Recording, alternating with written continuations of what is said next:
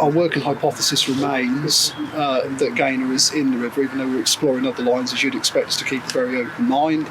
That's why you've seen quite considerable intensive searches of the river today. Specialist team from Lincolnshire is also assisting us, so we're putting sonar equipment across the river at the moment, which is quite detailed in allowing us to try and target divers to where we think there may be objects. But equally, it's very, very challenging.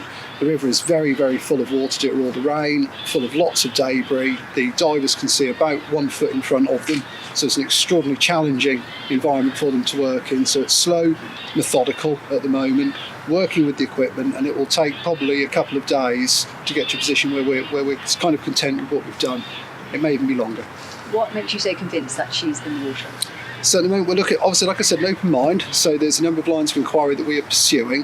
But at the moment, everything that we know is pointing to a high probability that Gaynor went into the water. And that would be from the CCTV, from the very limited witnesses that we've got available to us at the moment, and other lines of inquiry that we're pursuing about Gaynor's behaviour in the lead up to her disappearance. So at the moment the river is a really key factor for us. Now, it's not to say that other specialist police teams aren't working on other lines of inquiry, because they are, but at the moment you're seeing that intensive effort around the searching of the water and the parks around and some of the other land around this area. I was going to say, we saw some of your search teams today across the road. They'd actually left the park, across the road, and gone to some sort of scrubland, wasteland near some houses. Why have you decided to go over there?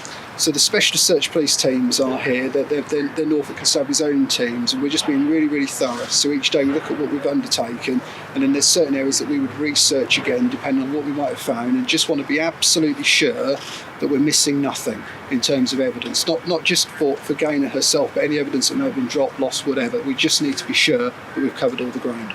You released some CCTV footage yesterday from Gaynor leaving work. You can see her on CCTV leaving work, and she looks like she's smiling. Yes. Then you see her going through various roads in Norwich city centre. Yeah. She looks like she's in a bit of a hurry.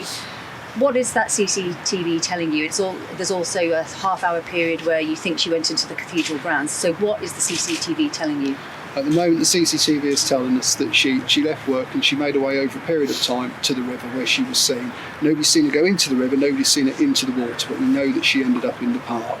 At the moment, there's nothing else that the CCTV is showing us about who she may have spoken to, any interactions she might have had. It's literally the journey that you've seen so far that we put out.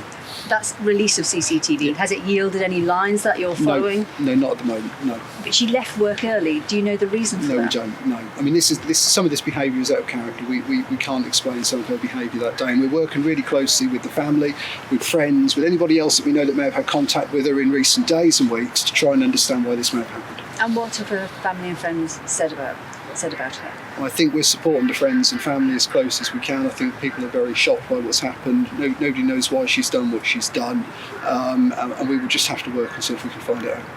Some parallels are being drawn to the tragic case of Nicola Buckley up in Lancashire. Are there any lessons that have been learned from that case that you're now applying to this investigation here in Norfolk? I think so. So in the case of Lancashire, of course, we'll always learn from jobs that have happened before. In terms of Lancashire, we've reached out to them, to one of the investigators that worked on that case, found out anything that we can learn, and we will apply it. But at the moment, I'm not concerned. I think we're doing everything we can to progress this inquiry. And are you in contact with the force up there who led the investigation into Nicola Buckley's disappearance? Yes, we are. Are they helping you?